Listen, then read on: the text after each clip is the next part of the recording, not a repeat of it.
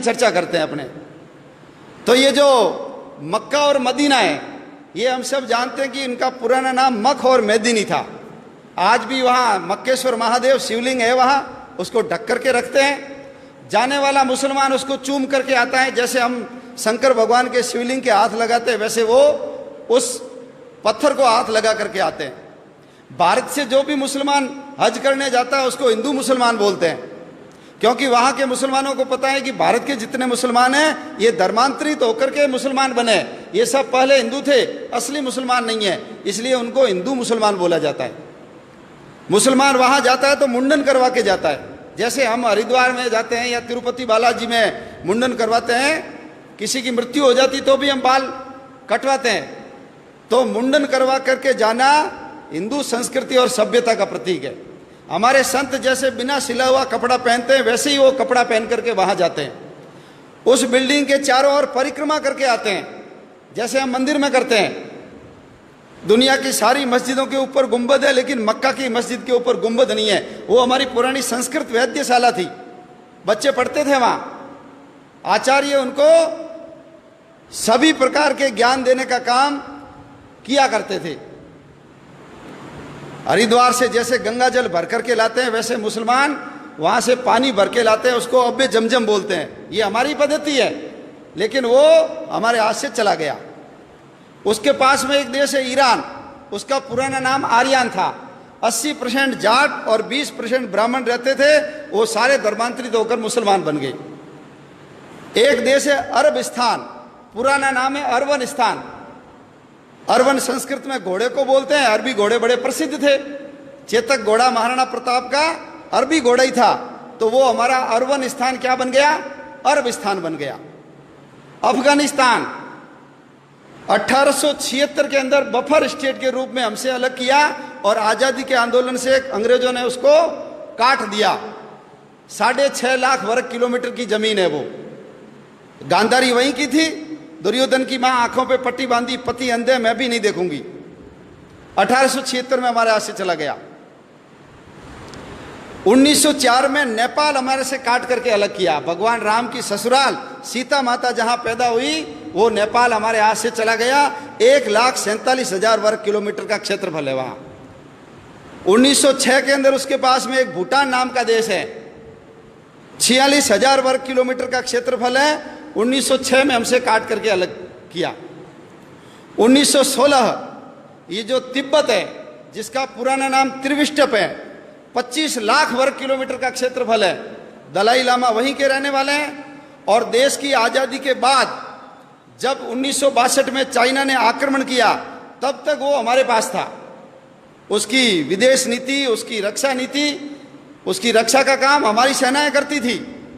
लेकिन हिंदी चीनी भाई भाई पंचशील के सिद्धांत, नेहरू जी की गलती के कारण वो चाइना ने हमसे हड़प लिया, दबा लिया। आज वो जो तिब्बत है चाइना के पास चला गया।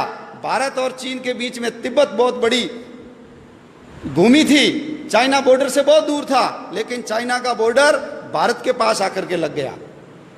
1935 भगवान राम ने जिस लंका को जीत करके सोने की लंका को ठोकर मार दी और अपने भाई लक्ष्मण को कहा जननी और जन्मभूमि स्वर्ग से बढ़कर है, वो 1935 में हमसे काट करके अलग कर दी।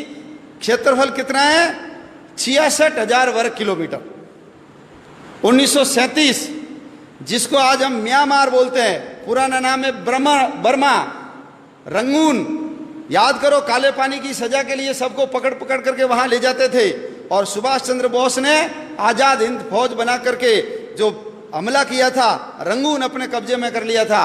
वो बर्मा हमारे से 1937 में अलग कर दिया गया। बर्मा का क्षेत्रफल भी 6,70,000 वर्ग किलोमीटर है। 1947 आ गया।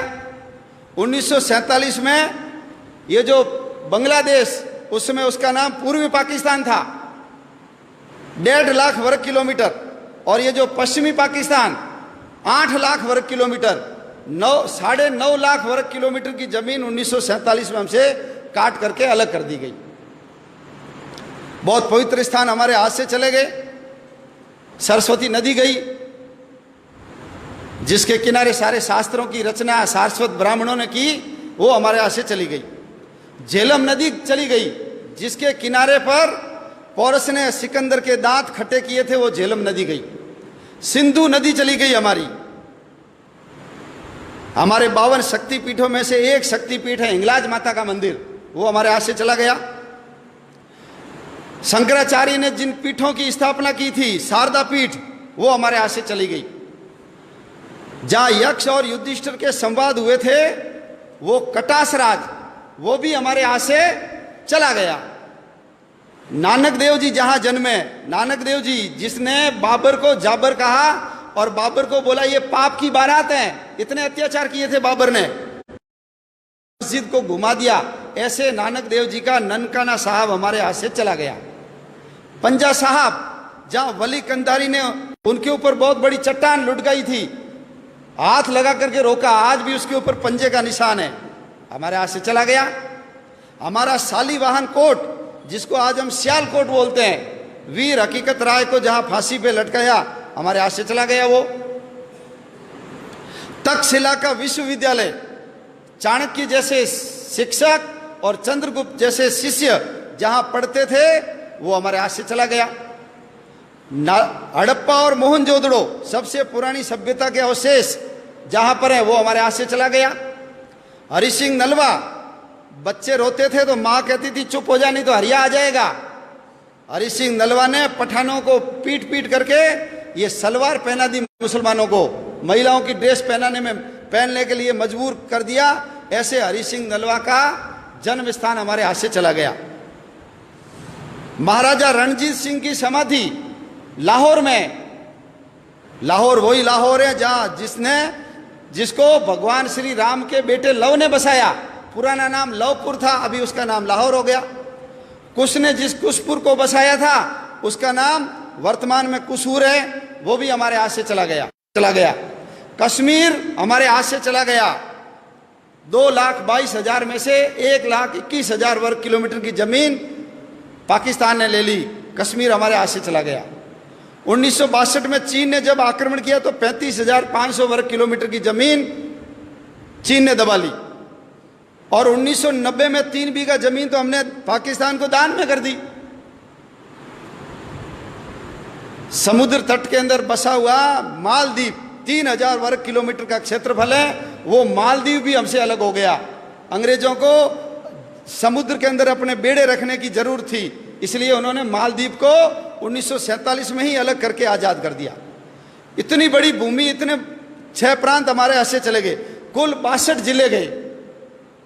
और जिस समय देश का विभाजन हुआ, हमारे कबूतर उड़ाने वाले अंकल जी जब लाल किले पे खड़े होकर के अपने शेरवानी के तीसरे बटन हॉल में गुलाब की कली सजा करके भाषण दे रहे थे, उस समय पाकिस्तान की सड़कों के ऊपर हमारी माँ बहनों को नंगा करके उनके जुलूस निकाले जा रहे थे। रेलों के अंदर काट काट करके भर भर रेलें भेजी जाती थी, भाला टांग करके बच्चों की एक के ऊपर एक, जैसे सुई के ऊपर फूल डाल करके माला बनाते हैं, ऐसे बच्चों को डाल डाल करके गांधी जी के लिए तोहफा, नेहरू जी के लिए भेंट, ऐसा लिख लिख करके वहां से भेजा जा रहा था। नर कंकाल इधर से उधर किए जा रहे थे और हम गीत गा रहे थे, दे दी हमें आजादी बिना खड़ग बिना ढाल।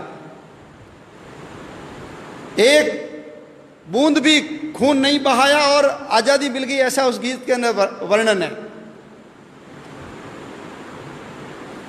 12 लाख लोग मारे गए, 12 लाख लोग, 2 करोड़ लोग बेघर हो गए। लंबे लंबे मीलों लंबे काफिले, जितना सामान उठा सकते हो लेकर के चलो। कल्पना कर सकते हैं यदि कल हमको कह दे यहां से छोड़ के सब चले जाओ, इतना आलीशान मकान, इतनी बड़ी दुकान, फैक्ट्री, क्या बीतती है मन के ऊपर। लेकिन यह इतिहास हमको नहीं पढ़ाया जाता, और नहीं पढ़ाने के कारण आने वाले समय में हम देश की रक्षा कर पाएंगे कि नहीं कर पाएंगे, प्रश्न चिन्ह खड़ा होता है।